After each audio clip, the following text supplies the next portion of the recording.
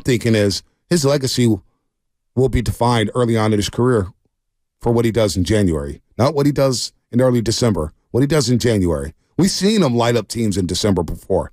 We've seen him come back against the Raiders. We've seen him light up the Commanders. We've seen him light up Tom Brady and Tampa Bay Buccaneers. We've seen all that. Yeah, but those teams you mentioned were all trash, to be blunt. They were not good. The Tom Brady team last year was a shell of himself. Like they just weren't a good team. No doubt. But this is the Philadelphia Eagles. That defense was still good. Defense is still good. Sure. So, but this is the Philadelphia Eagles, Monte. This means more. It does mean more. You mentioned Florida State, Florida. Like this one means more. Florida State. What a gutty win. Gutsy. In the swamp. The Seminoles. Are they still on the outside looking in, though? They after this week? Ohio State should be on the outside looking in. There you go. Bama, by the way, they're going to find a way to sneak in, aren't they? They're going to beat Georgia, huh? Oh, my God. I don't know. College football is just amazing. Rivalry weekend. How about the Cal Berkeley Bears beat UCLA in the Rose Bowl? Like that? I do like that. By the way, I'm a little sad that the Pac-12's done. Yeah. What a year for the Pac-12. R.I.P. Rest in peace. Enjoy the Pac-12 title game in Vegas for all the folks Vegas out there. doing numbers, by the way. They got the Mountain West Conference. And San Jose State, real quick, getting hosed. They should be in there.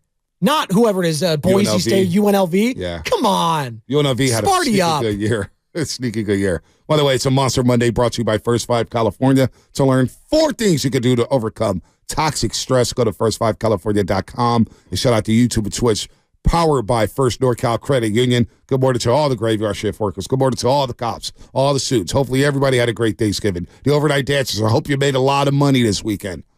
Good morning to Dub Nation getting a win against the San Antonio Spurs in the IST. By the way, good morning to GP2. Thunder, yeah, good morning to GP2. Good. Hey, listen, if the Warriors beat the Kings and if Thunder beat the T-Wolves, Warriors will go to the knockout stage of the IST, the in-season tournament. Okay, good. The process? Kind of, because they made it very difficult. So, do it one more time. So if OKC beats Minnesota, okay, and the Warriors beat Sacramento, okay, the Warriors will go to the knockout stage. Simple as that. Or if Minnesota beats Oklahoma City and the Warriors beat the Kings by 13 or more points, they'll go to the knockout stage. Interesting. And they'll win the wild card. Okay. So we'll see. We'll talk a lot more about that tomorrow. I can't wait. But you know what? There's a possibility that we could get a Lakers-Warriors semifinal matchup in season tournament. And they don't play each other till the end of January. Yeah, you want that early December in action? Vegas. You want that? I do want that, actually. By the way, if you're not fired up for this game on a Monday morning, oh, come on. Listen to Hassan Reddick on Sports Radio 94 WIP. Listen to this guy. You know, as this season been going on, not much. Talk is cheap. You know, they get to come back in the link. There was a lot of boo-hoos last year, a lot of crying, a lot of what if, a lot of this, a lot of that. They get a chance to come back in here, line that up and prove it again. That's Hassan Reddick. Wants us to line it up and prove it again. With some extra rest, you better believe these boys are ready to go. Debo, Trent, Brock, McCaffrey, Bosa with his best friend, Chase Young, and Javon Hargrave. Hey, Javon, they didn't want you. They didn't want to pay you. They let you walk to the competitor, to the rival. How you feel about that, number 98? They took a rookie. They trusted a rookie over you. Now he's looked damn good. Jalen Carter, probably the most talented player in the draft outside of C.J. Stroud, who, by the way, continues to look amazing, even in a loss to the Jacksonville Jaguars. But they trusted a rookie over you, is how good they felt about their defensive line depth. It's time to line them up. It's personal. It's time. It is personal for a lot of these. It's personal for the fans. It's personal for the players. It's personal for everyone here. You don't think it's personal for Kyle Shanahan, by the way? To look at Nick Sirianni, and I know you got the soundbite over there, Bonte. Nick Sirianni, losing to this guy.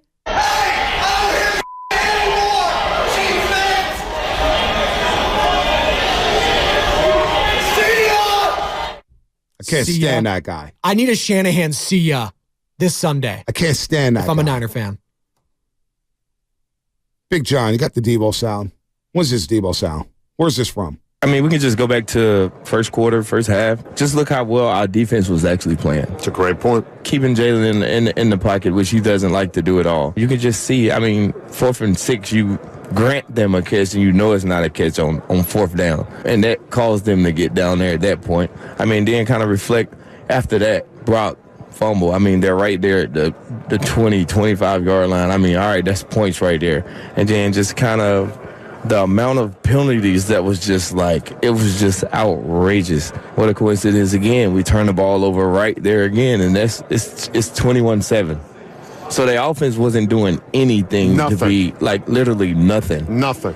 Our defense was doing as what they were supposed to, and I felt like if Brock was in and our quarterback and how our offense moves, I mean, I don't think it would have been close, if that makes sense. So what were the final, when you say it wouldn't have been close, like you think you could have beat them by double digits? Yeah, like we beat everybody else. Yeah, my God.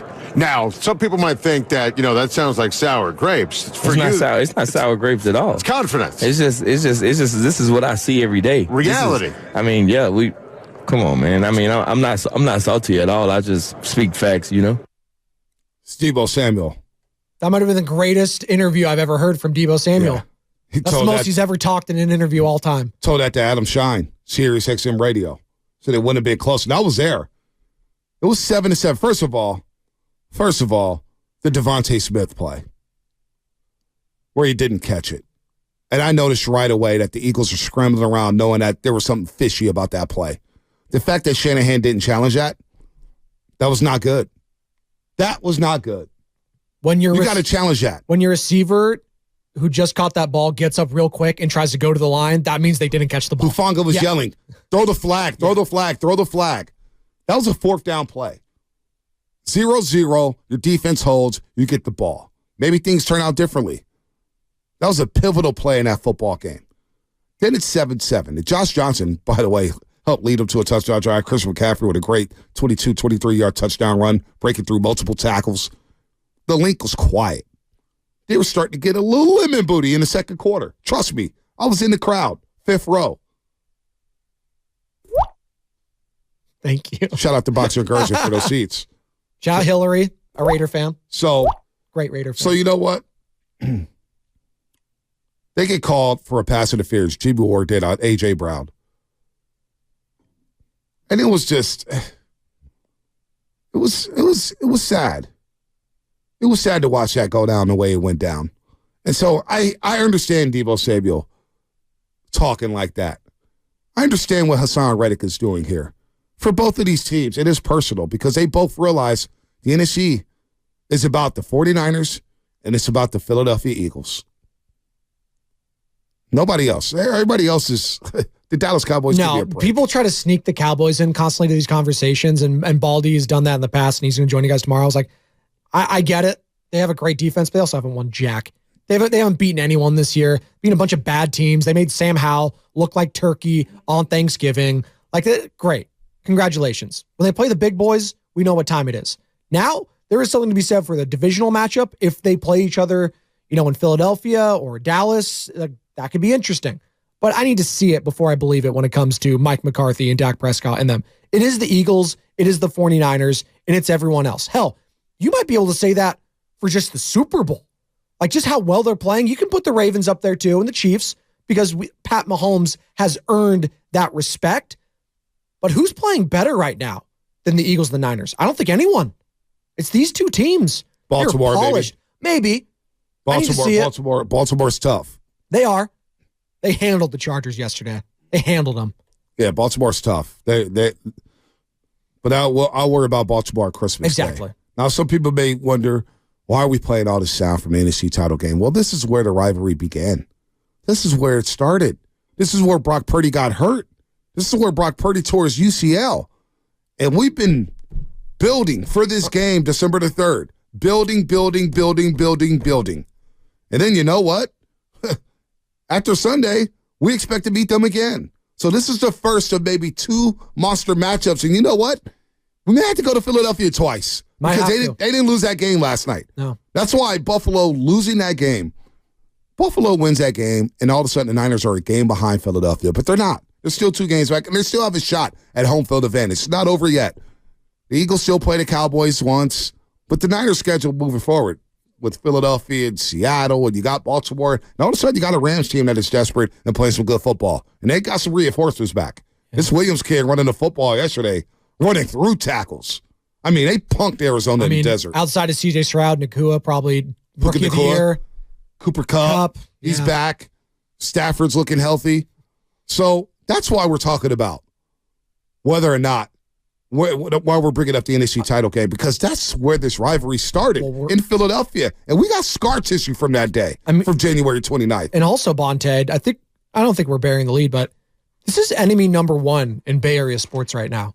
I don't even think it's close. Not close. Like, you could give me your LeBron, Lakers. The Warriors were in disarray last year. Is what it is. They lost. Okay, I think you can handle that. The Jordan Poole situation, what have you. You can kind of compartmentalize all of that, right? Clay had a bad series. Is what it is. Curry was tired. You lost your quarterback in the first series of the game, and it was over. The game was over. You didn't even get a chance. You didn't even get a chance. First series of the game. It was over. Done. And they were knocked the back out. They were talking their talk. You saw Nick Sirianni playing to the cameras, talking his talk, all the chirp. Was it the game where he had the tears streaming down his face? Yeah, the national anthem. I was like, oh my God, this guy. You guys were there in person. That's why we're talking about the NFC Championship. That's why this is the biggest game of the week, and it's not even close in all of sports. It's 49ers, it's Eagles. It's not Georgia and Alabama. This is the big times. This is the NFL. All right?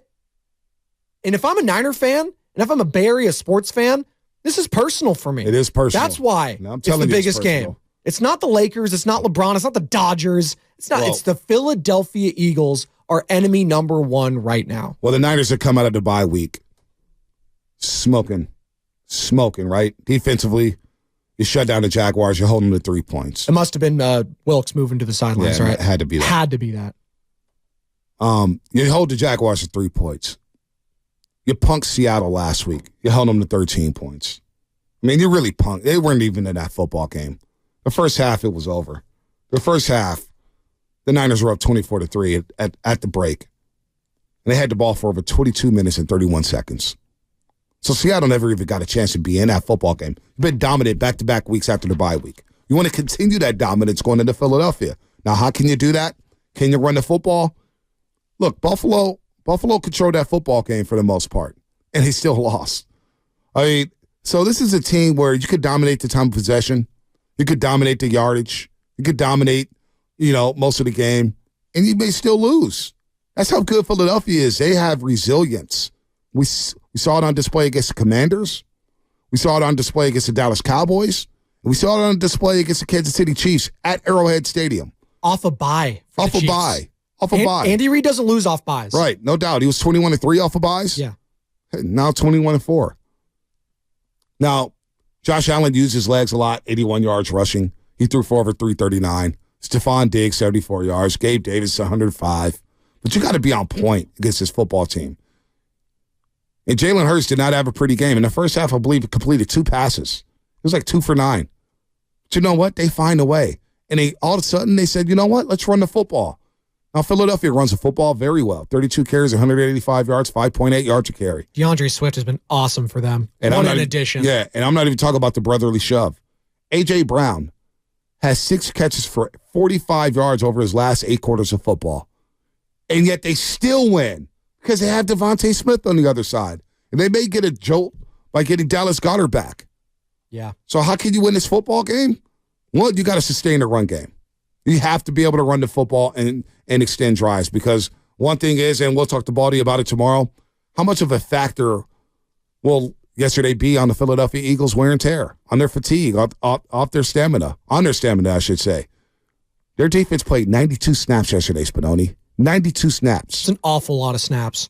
Was that a factor for next week? Well, they don't have to travel. I think it's more of a factor for that the 49ers got extra rest, if we're going to be honest. I think that's huge in this scenario. If the 49ers were also coming off Sunday, they'd say, you know what, an extra quarter for the Eagles is what it is, whatever. But the fact that the Niners got extra rest, I think that's huge coming into this game. And obviously, Vegas agrees, because right now the 49ers are favored by 2 points on the road. On the road.